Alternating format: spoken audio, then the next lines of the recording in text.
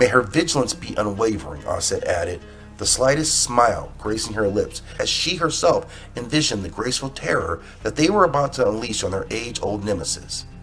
And thus Bastet will come to be, Ra declared. In that moment, all present could feel the shift, a new power stirring, ready to spring forth into the realm of netters and men. Seshet's cosmic pen met the parchment, a mere whisper against its virgin surface. The nib, dark as the void between stars, exuded ink that seemed to pull the very light from the room, swirling itself with potentiality. Her fingers danced with practiced grace, each letter an invocation, each word a layer of muscle and myth. The air crackled in anticipation, heavy with their divine intent.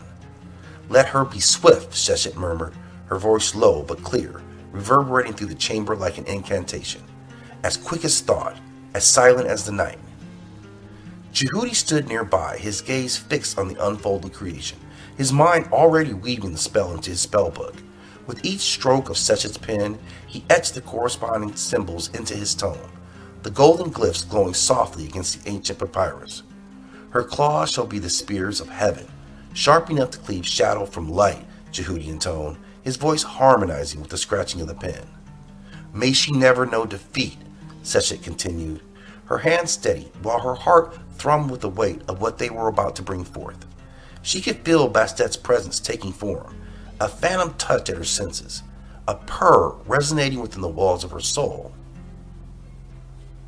Let her eyes hold the green of light, the emerald promise of dawn, Jehudi added, his own eyes reflecting the nascent veracity he imagined. His fingers paused in their meticulous transcription, allowing himself a moment to marvel at the certainty with which Seshet wrought destiny itself. Her fur, Seshet whispered, a smile tugging at the corners of her mouth. Let it simmer with the darkness of the chaos, an endless night where stars go to play. She felt a shiver of power course through her, the paper beneath her hand now alive with the energy of their collective will. Indeed, Jehudi murmured, resuming his careful inscription, she will be both beauty and terror, a force to reckon with the chaos that coils at our doorsteps. His thoughts flitted to the serpent, Apep, and the dread it inspired in the hearts of men and netters alike. Bastet would be their answer, the counterbalance to entropy's insidious crawl. Let her name resonate through the ages, Seshet said, the final stroke of her pen sealing the birth of this new netter. Bastet, daughter of the sun, shield of Ra, the cat of our creation. Her tale will be told, Jehudi declared, closing his book with a sense of finality, the new spell nestled securely within its pages. And let her hunt begin this very night. The chamber of creation was awash with tension that crackled like static against skin, a place where the very fabric of reality seemed pliable and responsive to the wills of those who stood within its bounds. Atum Ra, the embodiment of the primal force of existence, hovered at its center. His presence was commanding, an anchor to the swirling energies that emanated from his divine form. Within him surged the power of life itself, the kernel of order amidst the encroaching chaos. Let us begin, Ra intoned, his voice resonating through the chamber as he drew forth a scintillating orb from the core of his being. It pulsed like a heart, the rhythm of creation beating within it. A small sun that blazed with wildfire's ferocity, casting shadows that danced frenetically across the walls. Aset, her eyes reflecting the brilliant glow, stepped forward with a grace that belied the urgency of their purpose. From the breath of Atum Ra, she began, her voice weaving into the tapestry of light. We call forth the defender, the balance to the darkness we seek to devour. Jehudi, ever the scholar, his gaze alight with wisdom of countless eons, joined in the incantation. From the mind of Seshet, we shape the formless into form, he declared, his words an echo of the despair that now lay dormant within his tone, awaiting for the breath of life. Atum's thoughts focused on the task at hand, the energy within his grasp malleable beneath the weight of their collective intentions. He could feel the pressure of the void pushing back, the unseen menace that lurked just beyond the edges of light. It was a battle fought not with swords, but with the very essence of what they were. The thought of Apep, the never-ending threat, fueled his resolve. This creation must succeed, he urged silently, feeling the weight of destiny on them all. Bind the light to our will, Ra's voice commanded, a fusion of his godly might and mortal determination. Shape it as a hunter, sleek and silent, a shadow against shadows. His words hummed in the air, wrapping around the glowing orb, infusing it with purpose. Let the heart of Atum Ra ignite the spark, Aset whispered, her outstretched hands challenging the nurturing aspect of her divinity, coaxing the wild energy to coalesce into something more tangible, more alive. Let the wisdom of Jehudi guide the spirit, Atum added, the power within him reaching a crescendo as he felt the first stirrings of consciousness flicker within the nascent form. Let the craftsmanship of Seshet give it form, Jehudi uttered, the finality in his tone a testament to the gravity of their creation. Together their voices swirled, a chorus of deific intent that reverberated through the chamber, bending the divine energy to their will. The orb responded, its surface rippling like liquid starlight as it began to stretch, to mold, to take shape under the guidance of these combined nectars. Let this be enough, Atum willed, pouring the last of his energy into the fledgling nectar, willing her into existence. Bastet, the answer to their prayers, the embodiment of celestial might and earthly cunning. She would face Apep this night, and every night thereafter, a guardian against the encroaching dark, born of their hopes and their fears, their power and their wisdom. The chamber of creation thrummed with the power of the ancient deities, a sacred place where stars were born and destinies forged. Within its confines, the essence of divinity itself coalesced, responding to the summoning words of the nectars whose voices wove the fabric of existence. Behold, Jehudi murmured, his eyes reflecting the depths of the universe, the dawn of our protector, the cat of Ra. The orb of raw celestial fire that had pulsed between them now began to undulate with purpose, the blackness of the void knitting itself as it spun by the loom of fate. Aset's lips curled in a silent prayer, her thoughts twinning with the energy, nurturing it with the tender care of a mother for her own child. From chaos, order, from darkness, light, Aset intoned, her voice a melodic thread in the tapestry of spellcasting. Atum Ra, a titan among them, felt the weight of responsibility settle on his shoulders like a cloak woven from the night sky. It was a sensation both familiar and unsettling. Each act of creation, a gamble against the entropy that Apep sought to spread. His heart beat in time with the rhythm of the cosmos, a drum heralding the arrival of a new force in the eternal struggle. Let her be steadfast, he whispered to himself, a bulwark against the serpent's wrath. As their incantations reached a crescendo, the shape within the fiery orb crystallized, limbs stretching forth, a sleek body forming from the nebulous energy. Whispers of starlight clung to her form like dew on morning grass, until she stood before them in all her nascent glory. Bastet, the cat of Ra. Welcome, daughter of the sun, Atum's voice resonated with pride and anticipation. Your hunt begins tonight. Bastet's first shimmered, a tapestry of the night sky rendered upon her graceful frame. It was a black so profound, so saturated with the mysteries of the cosmos, it seemed to swallow light whole, only to release it in subtle glints that mirrored the twinkling of distant stars. Her presence filled the chamber, a tangible assertion of life that none could deny. Your essence is forged of the very heavens, Jehudi observed, his gaze analytical, yet not without warmth, a fitting garb for the guardian of Ma'at. Aset stepped forward, the lines of concern etching her face, softening as she beheld the nectar they had brought. In you, Bastet, we entrust the balance of all things. May your vigilance shield us all from the chaos that seeks to devour our world. May my claws strike true, Bastet responded, her voice a purr of determination. Her form was poised, a dancer waiting for the music to begin, the music of battle, of survival, of an unending war waged beneath the vault of heaven. Atum Ra felt the tension ease from his own form, a quiet satisfaction blooming within him. They had created a champion, a divine sentinel. Yet even as hope flickered within him, the shadow of doubt lingered, a reminder that the morrow was fraught with uncertainty. Tonight you will face the snake, he declared, his tone carrying the gravity of the duty bestowed upon her. And with each dawn we shall rise again, strengthened by your courage and your skill. In the silence that followed, Bastet moved, a creature of grace and deadly intent, her every motion a testament to the purpose for which she had been birthed. The Cat of Ra. The Cat of Ra, a legend-given form, prepared to stalk through the annals of time as protectress of order, her black fur and mantle of the infinite, her will an unbreakable spear against the dark. With the turn of her head, Bastet caught the flickering torchlight in her gaze. It sparkled across the vernet pools of her eyes, igniting them with otherworldly fire that mirrored the fervor of Ra's own celestial flame. The light danced within those emerald depths, casting lustrous shadows over the contours of her face. Your beauty is not just a gift, Ra spoke, but a weapon to beguile and distract your adversaries. Bastet inclined her head, acknowledging the compliment and the hidden wisdom within. She knew her allure was as much a part of her arsenal as the claws sheathed within her paws. Moving with fluid grace, she approached her father, her sleek form reflecting the subtle glow of divinity. Beauty can disarm the strongest foe, she murmured, her voice soft, yet laced with steel. Her thoughts, though veiled from the others around her, spun with strategic precision.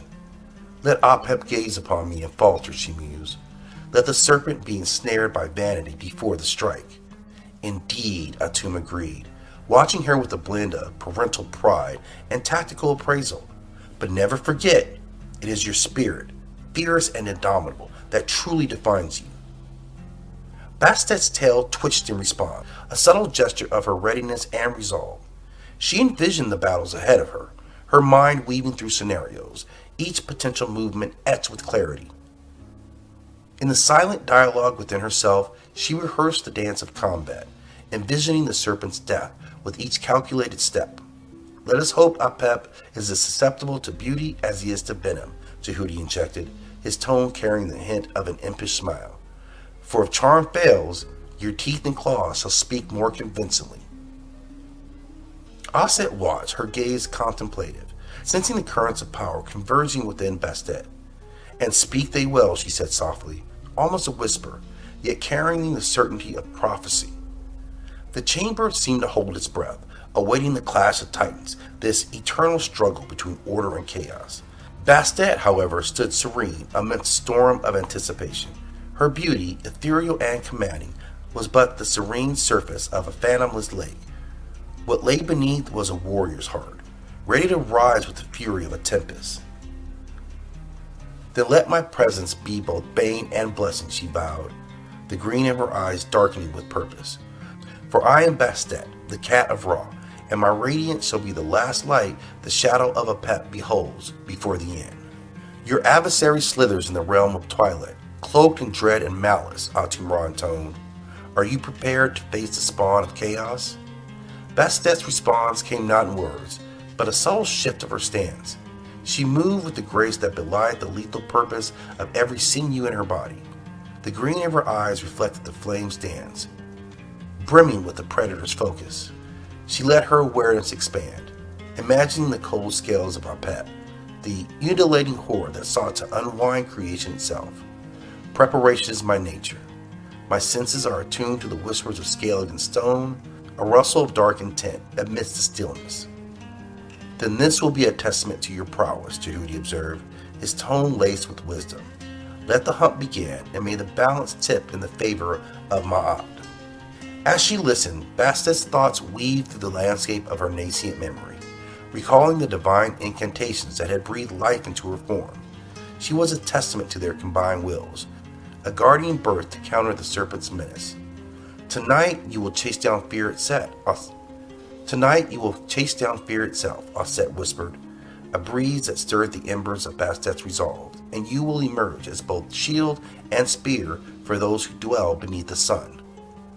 Let the stars bear witness, Bastet bowed, her words a velvet caress that veiled a core of steel. I am the hunt incarnate, the unseen terror of the night. By dawn, the serpent shall know defeat. With a fluid motion, Bastet rose, every movement a testament to her role as a protector, as avenger. Her eyes narrow, now mirrors of the Vernet deep, reflecting a destiny written in the heavens. Go forth, Bastet, Atum Ra commanded, his voice an ancient rumble that seemed to shake the very earth. Let the darkness tremble at your approach. She prowled toward the threshold of the chamber, where the boundary between the divine and the mortal blurred. There she paused, tail flicking with poised readiness.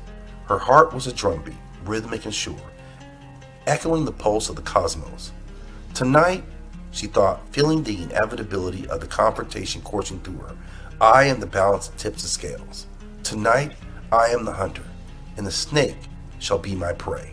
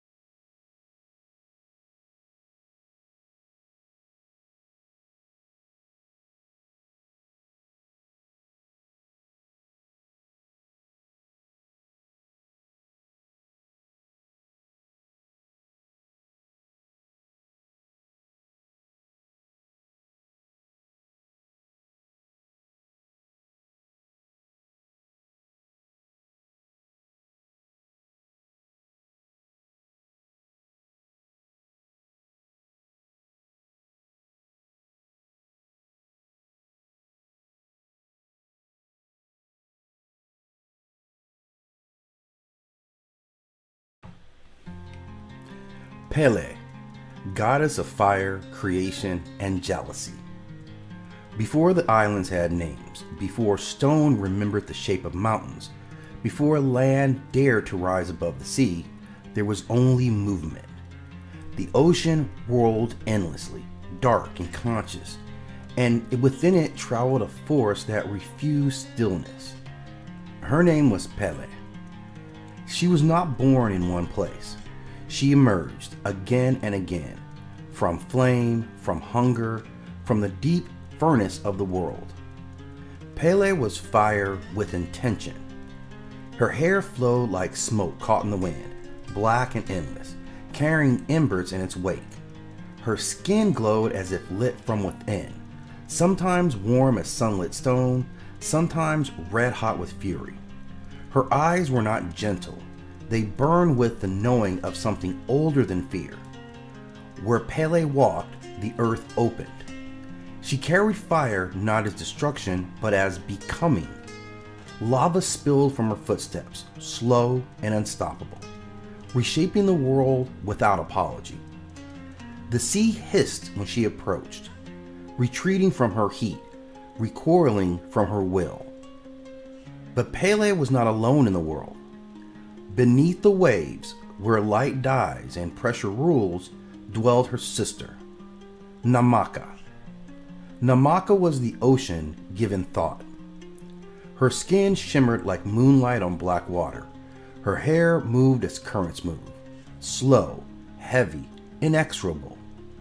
Her eyes were deep, ancient, and cold with memory as only the sea could have. Where Pele burned with emotion, Namaka endured with patience. She ruled the deep places, the trenches, the crushing silence, where nothing escapes gravity or consequence. And she resented her sister. When Pele arrived, the sea was pushed back. Where fire rose, water was displaced. Each new land Pele created was a wound in Namaka's domain. To Namaka, Pele was reckless, too loud, too hungry, too disruptive. To Pele, Namaka was suffocating, a force that drowned passion, swallowed movement, and demanded stillness. They were not enemies born of hatred. They were sisters born of opposition. Fire that must move, water that must contain. When Pele first settled, she believed she could build a home. She dug into the earth, carving chambers for her flame, shaping mountains from molten stone. She believed the land would hold her. But Namaka would not allow it. With crashing waves and rising tides, Namaka answered. She flooded Pele's home, cooled her lava, shattered her growing islands, and dragged them back into the sea. Storms followed Pele wherever she lingered too long. Island after island, Pele was driven away. Each retreat hardened her. Each loss sharpened her jealousy, not of her sister's power, but of her sister's stability. Namaka already had a kingdom. The ocean accepted her without resistance. Pele had to fight for every inch of ground. And still, she moved forward. She crossed the sea again and again, chased by waves, hunted by storms, carrying her fire across the dark. What humans would later call volcanoes are the scars of this journey, places where Pele tried to stay and was forced to flee. And then at last, she reached Hawaii, the youngest island, the strongest spine of the stone. Here, the earth did not break beneath her. It answered. Pele dug deep, deeper than she ever had before. She struck the mantle of the world itself, tapping into the planet's heart. Fire surged upward and stayed. Namaka became, again, furious. Waves slammed against the stone, storms tore at the land, but this time the land endured. Fire and water clashed, not to destroy each other, but to define their boundaries. And Pele remained. She claimed the volcano as her body and the island as her spine. She did not rule from the sea or the sky, she ruled from beneath. The people felt her presence in trembling ground, in glowing rivers of lava, in the fertile soil that followed destruction. Pele was not cruel, but she was emotional. She loved fiercely. And when she loved, she gave warmth, growth, and abundance. Forests returned when the lava had cooled. Life sprang that appeared to be dead. The people learned to honor her, to respect her fire, to speak her name with care. Because Pele was also jealous. When she was disrespected, when love was betrayed, when humans forgot the land was alive, her anger rose. Lava flowed without mercy, villages vanished beneath molten stone. It was not punishment, it was correction. Pele did not destroy out of hatred. She destroyed because stagnation is a lie. Fire clears what no longer serves, and creation requires sacrifice. Namaka watched from the deep, no longer chasing her sister, but never forgiving her. The ocean still presses against the land, testing it, reminding Pele that nothing remains unchallenged forever. They are still bound. Fire rises, water answers. The world is shaped between them. Even now, Pele sleeps beneath the islands, Not gone, not silent, but waiting. Because fire never truly rests.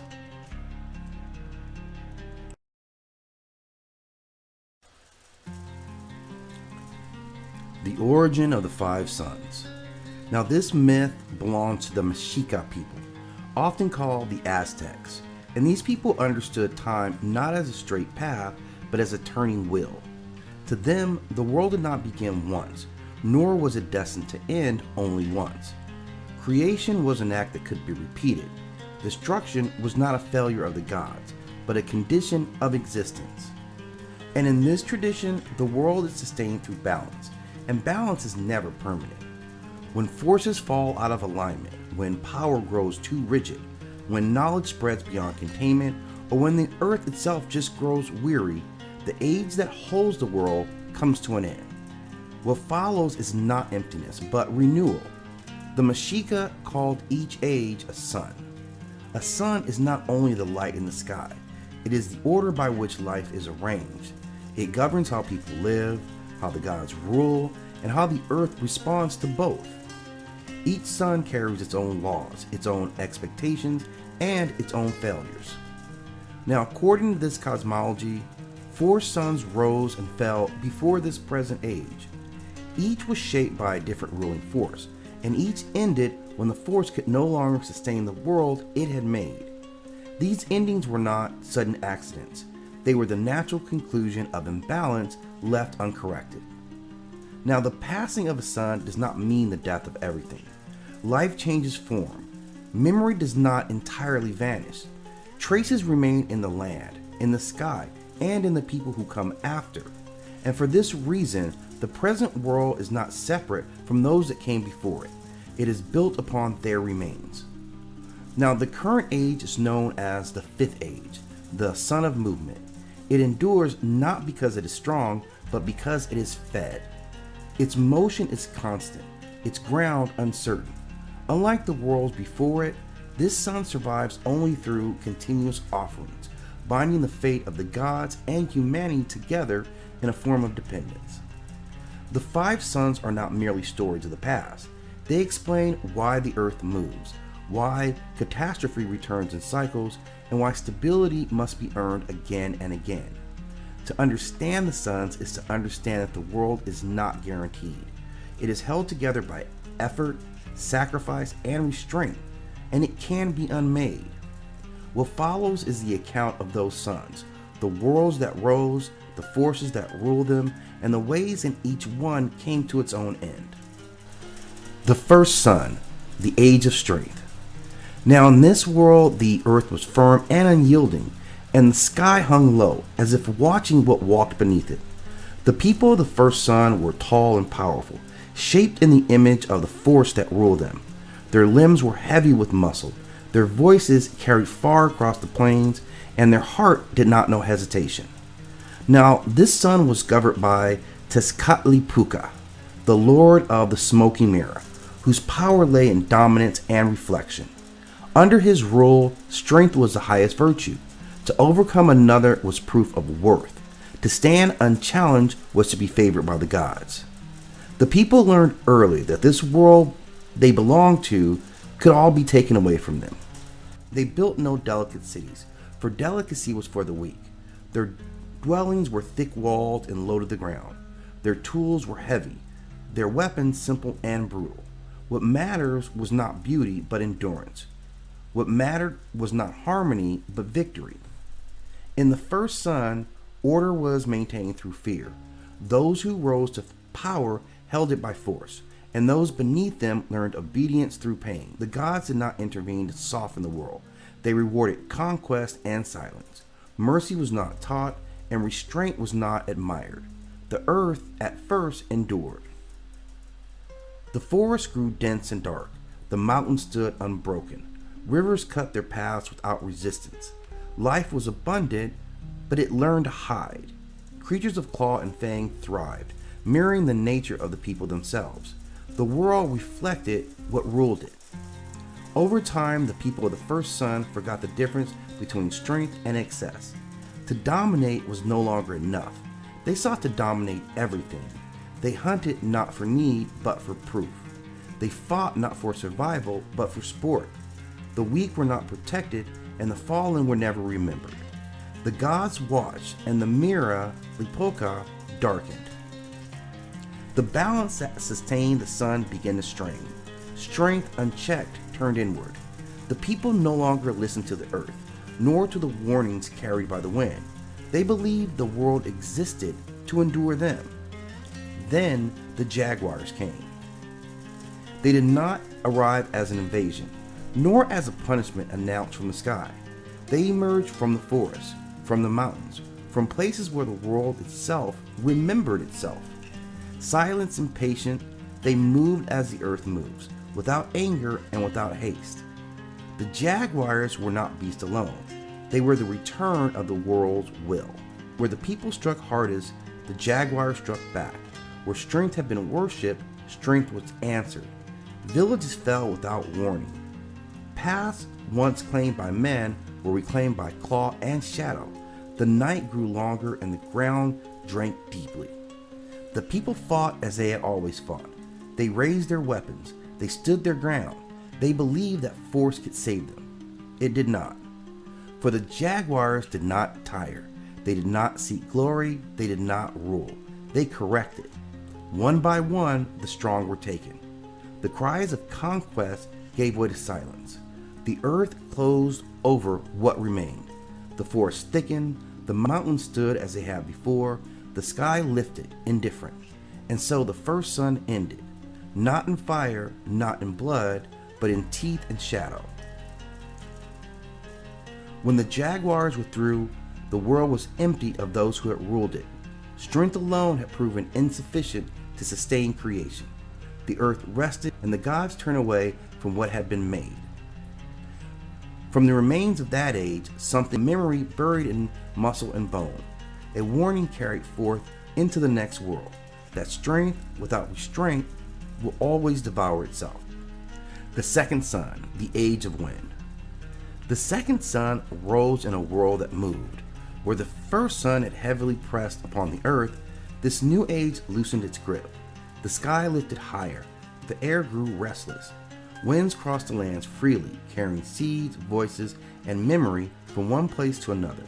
The world no longer held still. This sun was governed by Quetzalcoatl, the feathered serpent, whose nature was creation, breath, and renewal. Under his guidance, life was shaped not by force, but by movement. Change was welcome. Travel was praised. To remain in one place for too long was to resist the nature of the world. The people of the second sun were lighter of body and quicker of thought. They spoke many languages, and none belonged to them for long. Names shifted with age. Borders were not fixed. Knowledge passed easily from one mind to another, carried on like the wind with pollen. They learned to read the sky. Clouds were signals, breezes were messages. The movement of birds revealed paths yet unseen. The people followed these currents, settling briefly before moving on. Their dwellings were temporary, their cities flexible. Nothing was built to last forever because nothing was meant to. In this age, the gods did not rule through fear. They ruled through inspiration. The people were encouraged to learn, to question, and to seek beyond the horizon. Songs traveled farther than armies ever had. Ideas crossed distances faster than any foot could carry them. And for a time, the balance held. But movement left unchecked does not rest. As the people learned more, they began to outpace the gods who guided them. They discovered patterns in the wind that they had not been taught. They followed currents that led beyond paths the gods had laid out. They asked questions that did not return to their makers. The world grew wide and thin. Communities scattered, lineages burned, memories fractured into many versions of itself. What one group knew, another reshaped. Truth became fluid. The gods found it harder to gather the people's attention, harder to anchor belief in one single form. Quetzalcoatl watched as his creation shifted. The wind that once connected all things began to separate them. Without stillness, there could be no center. Without a center, the world could not hold. The signs appeared quietly. Winds shifted without patterns. Storms crossed paths and tore at one another. The sky spoke in voices that contradicted themselves. The people felt it, but did not stop. The movement had become their nature. Then the wind rose. Not a single storm, but an unraveling. Currents pulled against one another. The air thickened and twisted.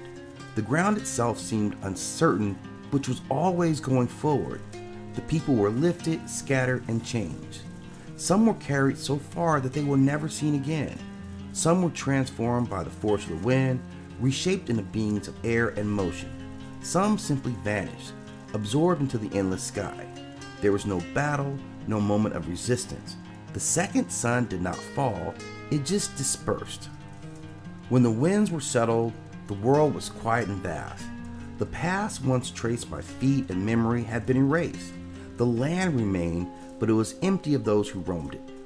Quetzalcoatl withdrew, carrying with him the knowledge that freedom without grounding dissolves its own foundation.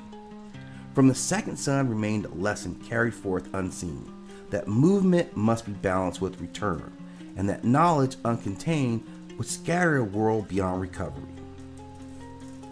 The third sun, the age of fire. The third sun rose in brilliance. Light filled the world in ways it had never done before. The sky burned clear and high, and the day stretched long and bright. Where the second sun had scattered, this age gathered. Heat brought focus, fire brought purpose. The world sharpened itself. This sun was governed by Tlaloc, Lord of Rain and Fire, whose power lay in release and restraint of energy. Under his domain, the forces of nature were no longer distant or mysterious. They were observed, measured, and invoked. The people of the third sun learned to command fire. At first, they used it to shape their world gently. Fire hardened clay and strengthened tools. It brought light to the night and warmth to the cold.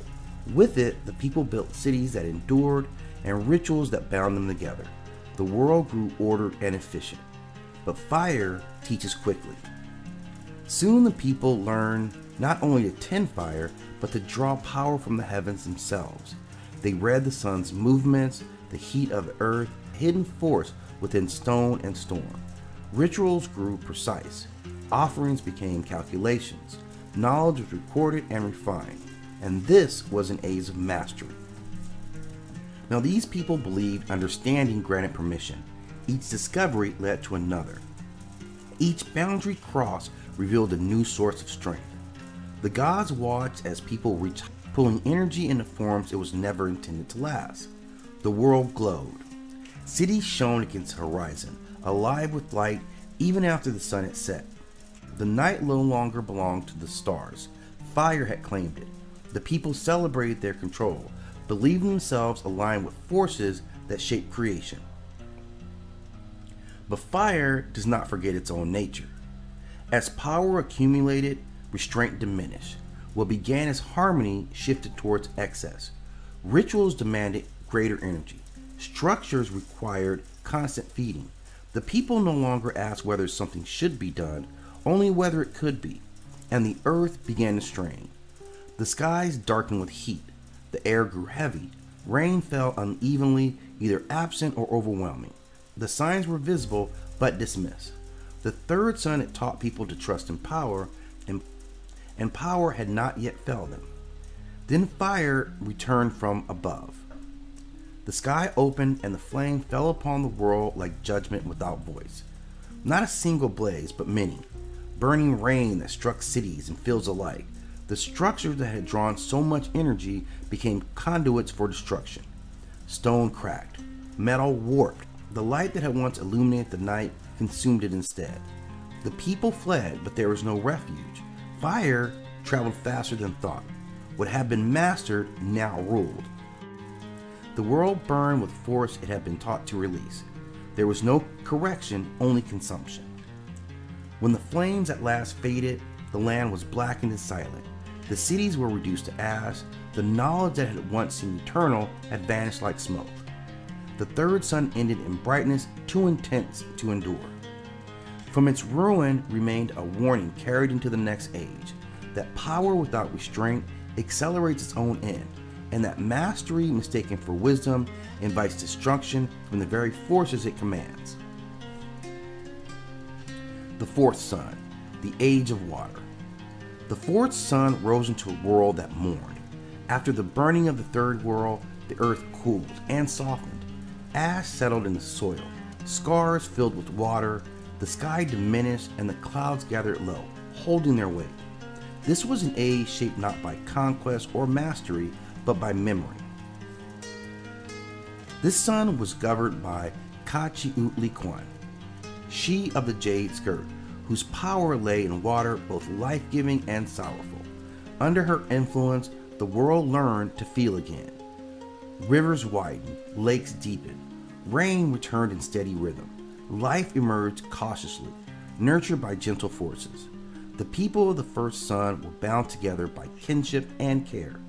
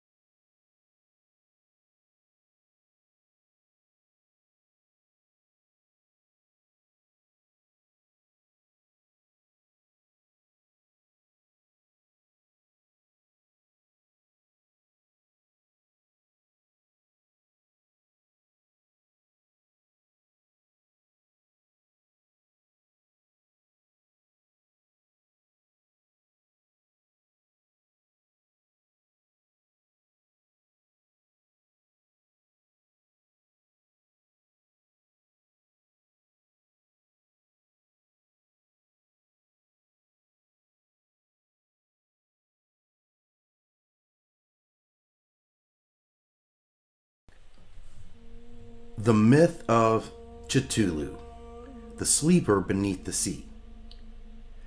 The ocean does not forget. It keeps what falls into it. Cities, ships, bones, names. And somewhere far beneath the reach of light, beneath pressure that would collapse steel like it were paper, something vast endures. It does not stir, it does not decay, it waits. In the drowned city of Rillier, where angles lean in directions that human minds refuse to follow, lies the sleeper. Cthulhu, not a demon, not a devil, not a tyrant, something much older than all those categories. Rayleigh is not built in the way cities are built. It is arranged like a thought that should not exist. Stones taller than mountains tilt against each other in ways that defy gravity.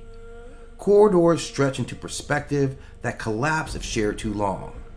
Doorways do not open inward or outward. They open wrong.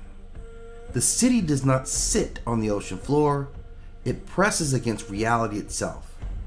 And in its central chamber, in a vault that feels more grown than constructed, the sleeper rests. Dead, they say, yet dreaming. There was a time when he walked, not through forests, not through deserts, but through a world still young and unclaimed. The old ones rule then, beings of impossible form and alien geometry. They were not conquerors in the way humans conquer. They did not declare dominion. They existed. And existence at that scale reshapes everything around it. Earth was there simply because they were present. The sky shifted. Stars realigned. Cosmic mathematics altered the balance. And Rayleigh sank. Not destroyed, submerged. A city folded beneath black water like a page turned too soon. The old ones withdrew into dormancy, and Cthulhu descended into dream. Understand this clearly.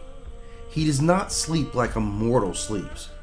He dreams in pressure waves, in gravitational murmurs. His thoughts ripple through the fabric of the sea, and sensitive minds sometimes catch fragments.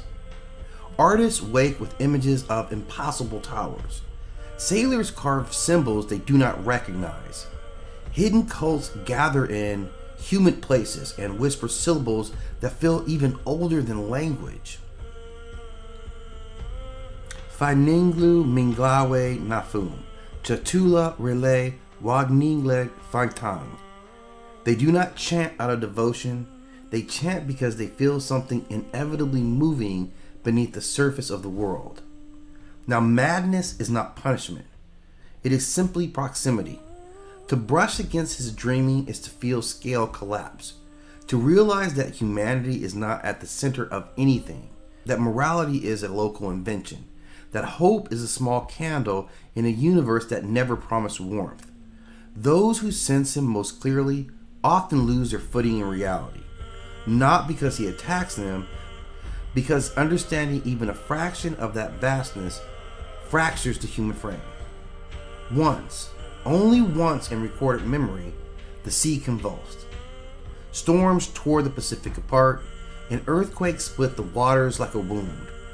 And Rayleigh rose, just for a moment. The city breached the surface, slick and gleaming under a broken sky. Angles scraped against the horizon. Geometry screamed silently into the air. And from an opening vast as a canyon, he emerged. Cthulhu, immense, winged, crowned in withering tentacles. Not roaring, not raging, simply present. Witnesses did not speak of fury. They spoke of pressure, of a presence that made the sky feel too small. A ship rammed him, steel striking flesh that was not flesh. For an instant, his form dispersed like a cloud cut by wind. But smoke gathers, mist reforms. He was not wounded, he was interrupted. And the stars shifted again. Rayleigh sank once more into the abyss. The sleeper returned to dream. That is the terror. Not invasion, not apocalypse. Timing. When the stars align once more, when cosmic geometry unlocks the submerged angles, the city will rise again. Not out of vengeance, not out of hatred, out of alignment. Humanity will not be conquered. It will be incidental. Ants on a stone that has shifted position. Cthulhu does not hate humanity. He does not love it either. He is not concerned. And that indifference is heavier than wrath. The cultists understand something most refuse to face. The universe is not centered on human beings. There are presences older than our gods, older than our fears, older than our idea of purpose itself.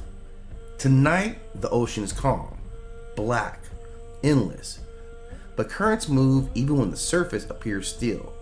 Dreams ripple outward. And somewhere in a forgotten room lit by a single flickering bulb, someone has begun drawing that symbol again. The tide is patient, the stars are patient, and beneath the crushing dark, the sleeper remains, just waiting.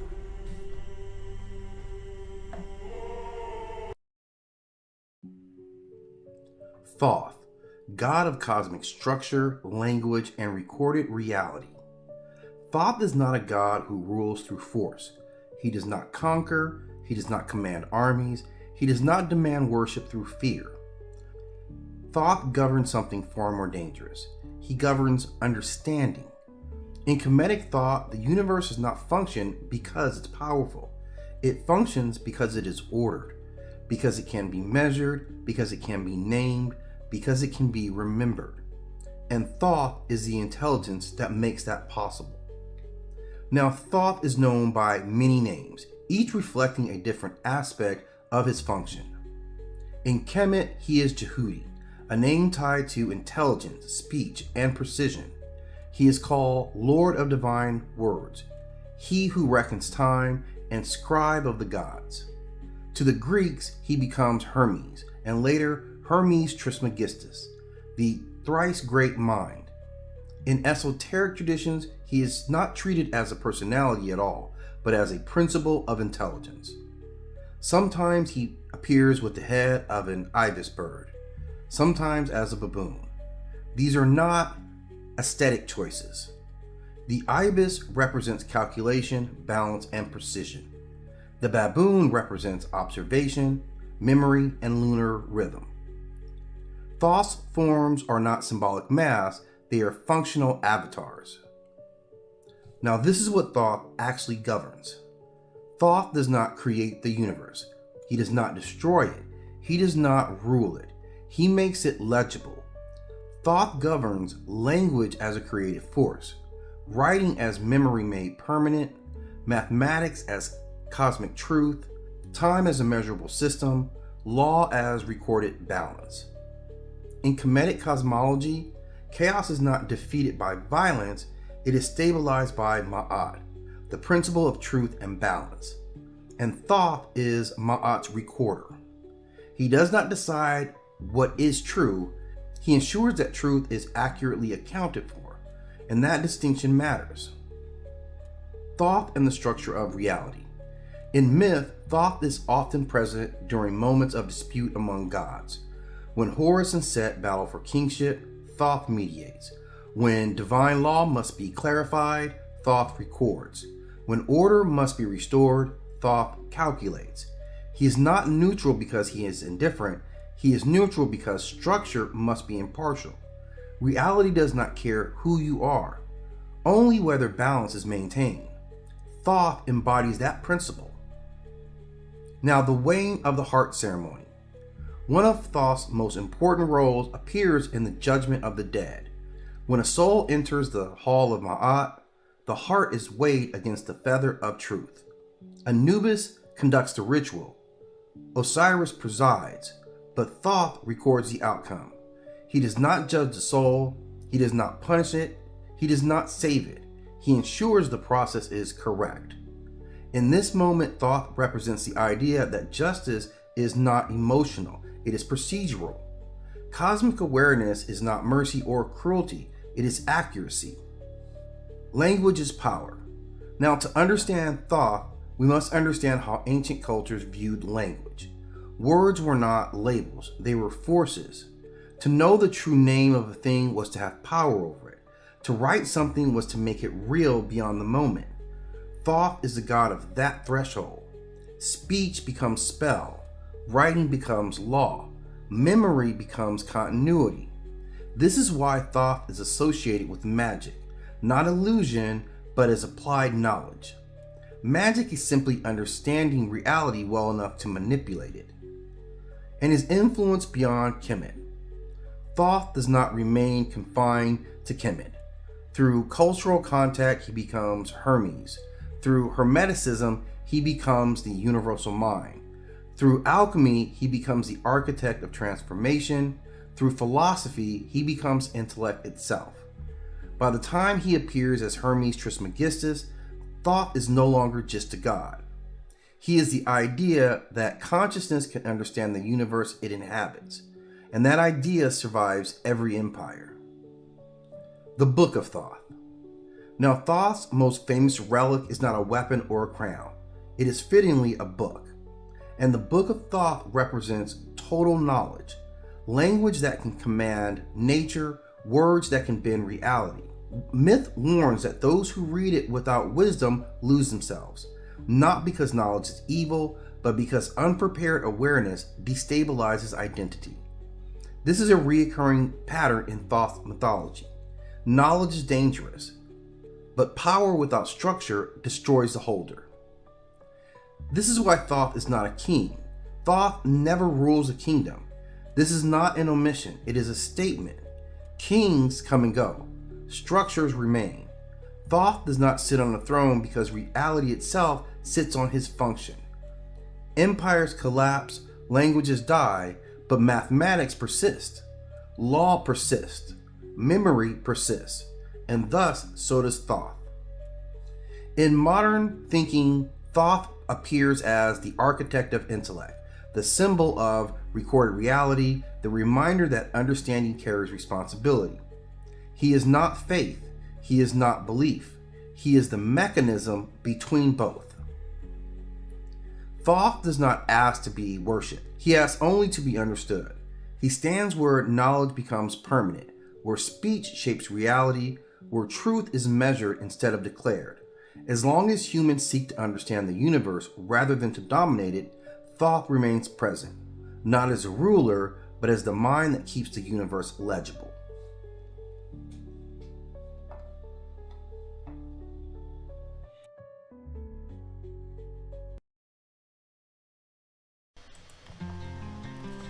Tiamat, the first mother of monsters.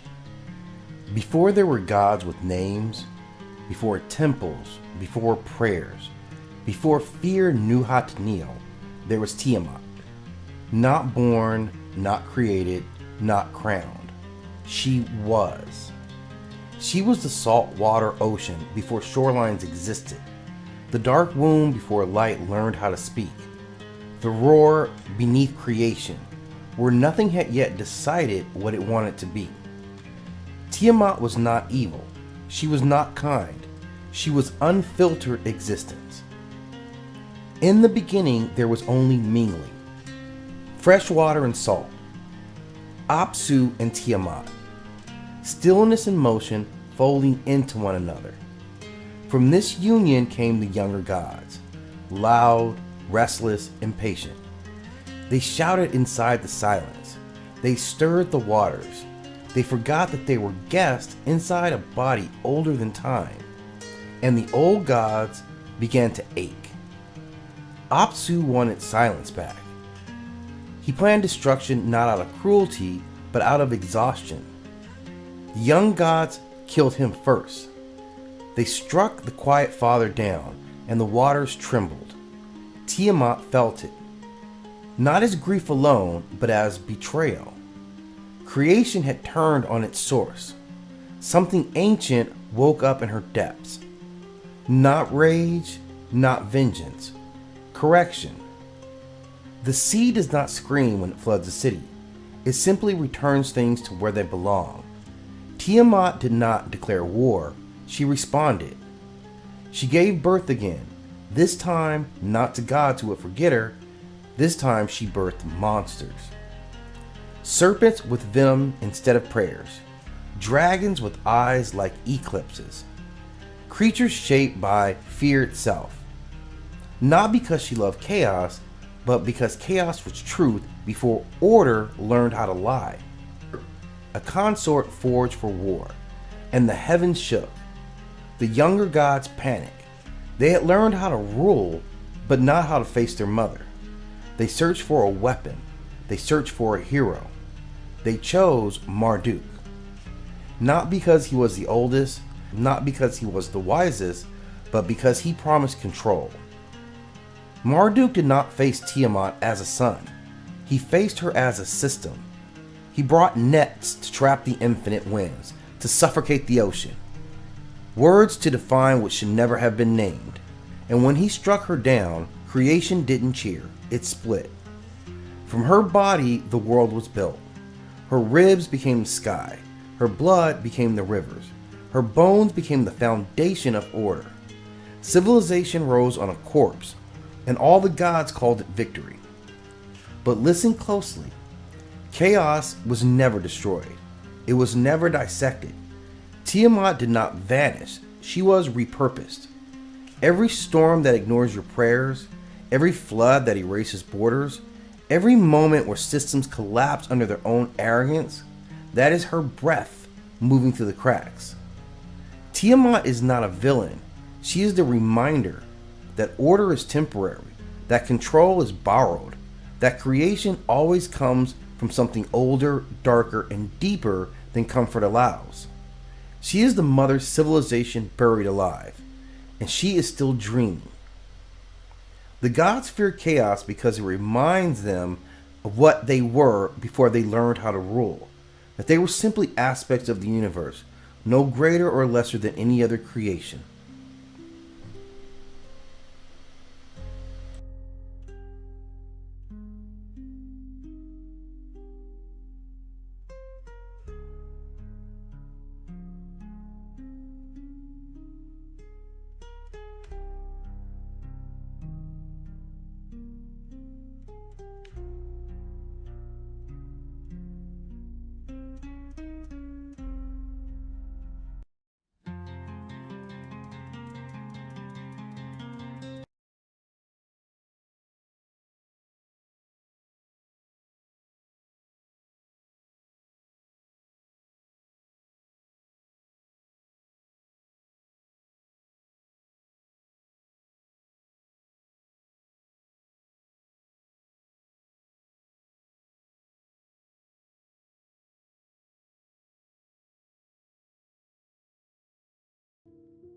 Wadjet, the flame on the brow of kings. Before crowns were forged, before thrones were carved from stone, before kings learned how to speak like gods, power already had a guardian. In the marshlands of the Delta, where water hides its depth and reed whispers secrets older than language, Wadjet watched. She did not rule a city. She did not demand temples. She did not walk among the people. She waited. The gods knew chaos does not always arrive as war. Sometimes it comes as doubt, sometimes as betrayal, sometimes as a ruler who forgets why he was chosen. And when the world needed authority that could not be questioned, they did not send a storm, they did not send an army, they sent a warning. From the papyrus marsh the cobra rose, not to strike, but to be seen. Wadjet coiled herself into fire and gold, her body becoming the living sigil of sovereignty. She climbed the crown of the king, not as decoration, but as a contract. Rule in balance, she whispered, without sound or burn. From that day forward, no true king stood alone. When enemies crept through shadows, Wadjet's eyes opened. When traitors smiled too easily, her hood flared. When foreign kings tested the borders of Kemet, they felt heat on their faces before steel ever touched their skin. She did not chase invaders across deserts. She did not roar like Sekhmet. She did not judge like Anubis. She simply ended threats. Quickly, precisely, without ceremony. Pharaohs learned this truth early. The crown was not theirs. The throne was not theirs. Even the land was borrowed. What belonged to them was the responsibility of being worthy of the cobra. For when a ruler spoke falsely, Wadjet tightened. When the ruler ruled for himself, she leaned forward. And when a ruler forgot Ma'at entirely, forgot balance, forgot duty, forgot the people, the flame on the brow burned hot enough to be the last thing his enemies never saw. Thus Wadjet endured, not in stories told to children, but in silent warnings to kings, not as a goddess who walked the earth, but as a presence that ended reigns. Even now, long after crowns have turned dust, her symbol remains, a reminder. Power is never safe, authority is never passive, and true sovereignty always comes with a blade already drawn. Wadjet still watches, and she never misses. Graves with fire. When the drums fall silent and the earth is freshly turned, she arrives, not from the sky, not from the sea, from the grave itself. Maman Brigitte walks where the dead are laid, where names are carved in stone and forgotten by the living. She is the keeper of the cemetery, the one who knows every grave by touch, every bone by memory. Fire follows her steps, not to destroy, but to purify. She laughs loudly because death does not frighten her.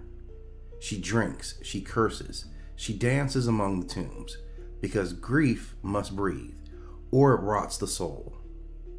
Maman Brigitte is the wife of Baron Samedi, but she is no shadow to him. Where he opens the door, she decides what happens next. She listens to the dead, to the woman who was beaten and buried in silence, to the child whose name was never spoken again, to the man whose blood was spilled without justice. The dead do not whisper to Maman Brigitte, they demand. And when wrong has been done, she remembers. Her fire is not rage without reason. It is fire of correction. The fire that burns sickness out of flesh. The fire that turns curses back on those who earn them. The fire that protects the innocent and punishes the cruel. She heals with the same hands she destroys with, but justice is not gentle. When she mounts a body, her voice becomes sharp, raw, unfiltered. She swears, she laughs, she tells the truth without apology. Those who approach her with respect receive protection, healing, and strength. Those who mock her, exploit the dead, or harm the powerless learn quickly why the cemetery is not a place of weakness. Maman Brigitte stands between worlds, feet planted among bones, head crowned with fire. She is proof that death does not belong to fear, that spirits remember, that injustice does not escape consequence. And when the living forget, when the powerful believe they are untouched, when crimes are buried with bodies, Maman Brigitte walks the grave at night, igniting candles that cannot be blown out, because the dead are never silent, and she is always listening.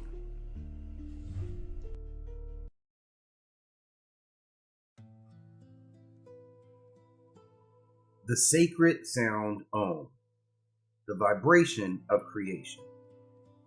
Om, sometimes written as Om, is one of the most sacred sounds in human spiritual history.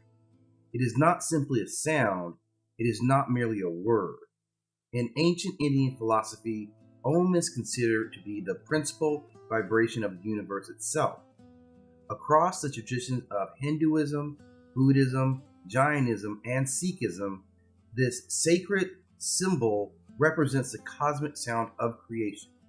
It is believed to be the vibration in which all existence emerged. In Sanskrit, the symbol for Om appears, but when spoken, Om is not actually a single sound. It is a sequence of 3 tones. A, O, M. These 3 sounds repeat the fundamental structure of reality itself. The first sound, A, pronounced A, this sound represents creation. It's traditionally associated with the god Brahma. In mythic symbolism, this sound represents the birth of the universe, the moment when existence began. It also represents a state of waking consciousness, the everyday awareness through which humans experience the world. The second sound is the U, pronounced U. This sound represents preservation. It is associated with Vishnu, the divine force responsible for sustaining the universe. Here the symbol shifts from birth to continuity. Life unfolds. Existence falls forward. In the human mind, the sound corresponds to the dream state, a realm where reality becomes fluid and imaginative. The third sound, the M, pronounced this vibration represents destruction, or more accurately, transformation. It is associated with the god Shiva. In mythical philosophy, destruction is never simply an ending. It is the necessary stage that allows creation to begin again. The final tone corresponds to the deep sleep state, where a conscious mind dissolves and the individual self temporarily disappears. But the philosophy of Om does not end with the sound. After the chant of Om concludes, something important happens. There is silence. That silence represents a 4th stage of consciousness known as Turiya. Turiya is a state beyond walking, dreaming, and deep sleep. It represents pure awareness, the ultimate reality underlying the universe. In this sense, Om does not simply describe reality, it contains the entire structure of the consciousness. One of the clearest explanations of Om appears in the ancient philosophical text known as the Mandukya Upanishad. Despite being one of the shortest Upanishads, this text presents the most profound ideas of Indian philosophy. This Upanishad teaches that Om presents the totality of existence. It symbolizes the past, the present, and the future. It also represents something even stronger, that which lies beyond time itself. In other words, Om is understood as the sound form of the entire universe. The idea that the universe begins with sound is not unique to Indian tradition. Across cultures, myths of the creation often begin with speech, vibration, or sacred word. In Christian tradition, the opening of the Gospel of John famously declares, "In the beginning was the Word." In Egyptian, the creator Ptah was believed to have brought the world into existence through spoken word. Similarly, the wise Thoth was associated with sacred speech, writing, and magical words capable of shaping reality. These traditions all reflect a shared ancient belief. Sound has creative power. Om represents the purest and most abstract expression of that idea. The written symbol of Om also carries layers of meaning. Each element of the symbol presents a different state of consciousness. The large lower curve represents the waking world. The middle curve represents the dream state. The upper curve represents deep sleep. Above these curves sits a dot, symbolizing enlightenment. Separating the dot from the rest of the symbol is a small crescent shape. That crescent represents Maya, the illusion that prevents ordinary awareness from perceiving ultimate reality. For thousands of years, Om has been used as a meditative tool. Chanting Om is believed to calm the nervous system, regulate breathing, and focus the mind. The long, resonant sound creates a vibration that can be felt through the chest, throat, and skull. In meditation traditions, that resonance is thought to harmonize the body and mind. Many practitioners describe Om as functioning like mental tuning fork, helping consciousness settle into a slower, more stable rhythm. In modern times, some thinkers have drawn parallels between this ancient idea and scientific theories about the nature of reality. Physics tells us that matter is not truly solid. Atoms themselves are patterns of energy vibrating in space. From subatomic particles to distant galaxies, the universe operates through oscillating in frequency. Although ancient sages did not describe the universe using modern scientific language, their philosophical insight point towards similar ideas. Reality may ultimately be a field of vibration. Om symbolizes the fundamental tone of that cosmic resonance. Om represents existence itself.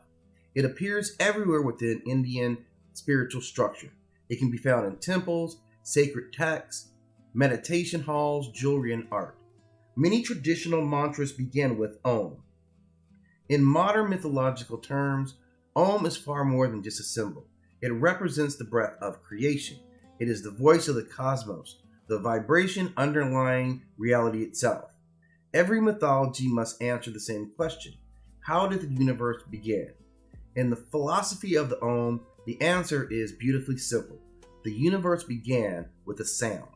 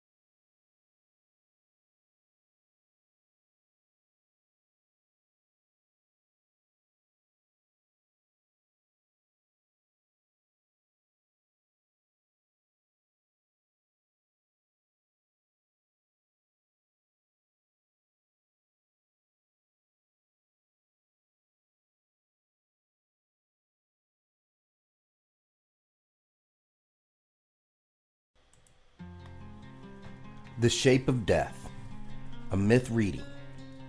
Before death had a name, it had no face.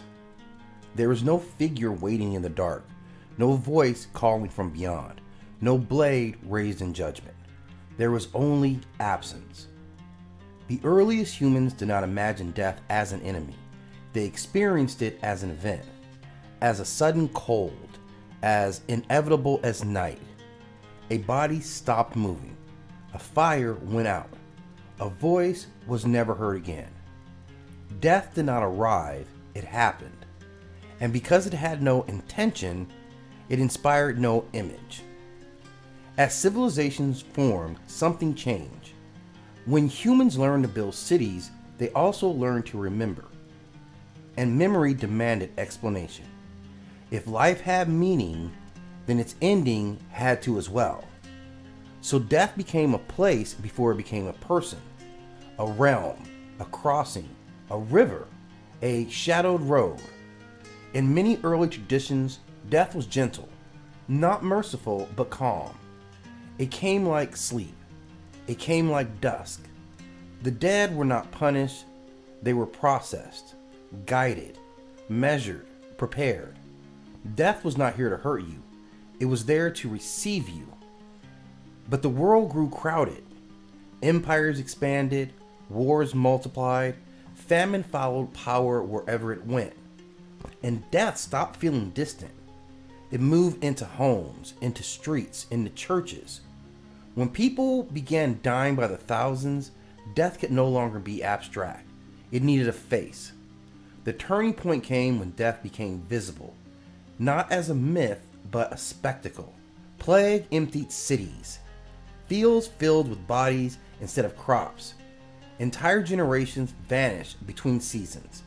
And suddenly, death was no longer rare. It was constant. When something becomes constant, humans stop asking if and start asking when. And when fear demands explanation, authority provides answers. This is when death learned to judge. The end of life was no longer neutral. It was deserved. It was earned. Avoided if you obeyed. The dead were no longer simply gone. They were sorted, saved or condemned, accepted or judged. And judgment requires a judge. So humanity dressed death, not in flesh, but in symbol, a skeleton, because beneath every difference, all humans look the same. A robe, because authority hides itself, because power never shows its hand. And a blade, not a sword of war, but a tool of harvest, the scythe. Because death does not fight you, it collects you. The Grim Reaper did not appear all at once. It assembled, piece by piece, century by century. Artists painted what people feared. Priests preached what people needed to hear. And death stepped forward, not as an idea, but as a presence. Tall, silent, watching. It did not rage. It did not plead. It waited. And this figure was not born from ancient scripture. It was born from trauma, from watching neighbors vanish overnight, from mass graveyards blessed in a hurry, from doorbells ringing so often they lost meaning. The Grim Reaper is not death itself. It is humanity's attempt to look death in the eye. And once death had a face, it could be spoken to, appealed to, mocked, or feared. Stories emerged of death being tricked, outrun, delayed. Not because humans believed they could win, but because they needed to imagine resistance. Even in myth, death always wins, but sometimes it listens. As centuries passed, the Grim Reaper followed humanity forward, into books, into theater, into art, then into films, then into comics, then into jokes. Because when something terrifies you long enough, eventually you laugh. Not because it is funny, but because laughter is